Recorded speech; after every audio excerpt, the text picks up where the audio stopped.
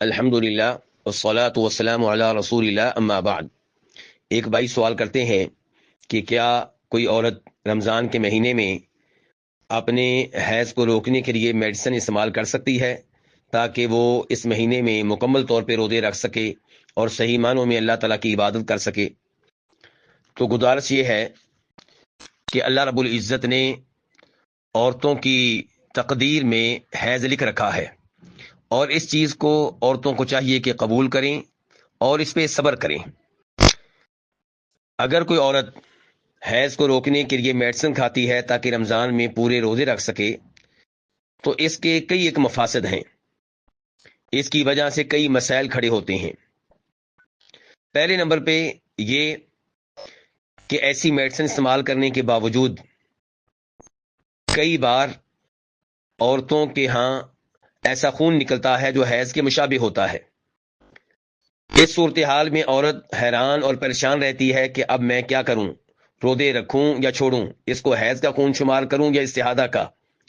پھر اس کی وجہ سے وہ پریشان کرتی ہے علماء کرام کو۔ علماء کرام بھی متحیر ہوتے ہیں کہ اس سوال کا کیا جواب دیا جائے۔ دوسرے نمبر پہ ایسی میڈیسن استعمال کرنے کی وجہ سے کئی عورتوں کا حیض کا سسٹم اور نظام خراب ہو جاتا ہے، اس میں اضطراب آ جاتا ہے، اس میں ترتیب نہیں رہتی، تو اسے آئندہ مہینوں میں بھی اس معاملے میں پریشانی کا سامنا کرنا پڑتا ہے۔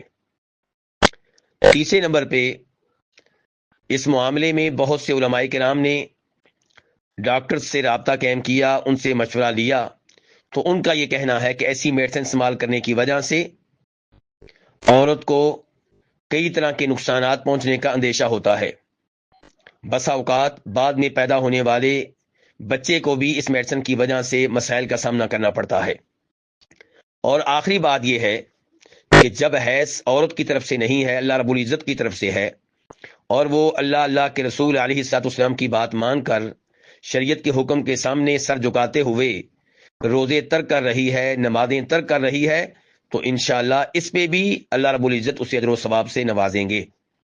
اس لیے میری بیٹیوں کو، میری بہنوں کو چاہیے کہ اس قسم کی میڈیسن استعمال کرنے سے گریز کریں۔ واللہ تعالی اعلم۔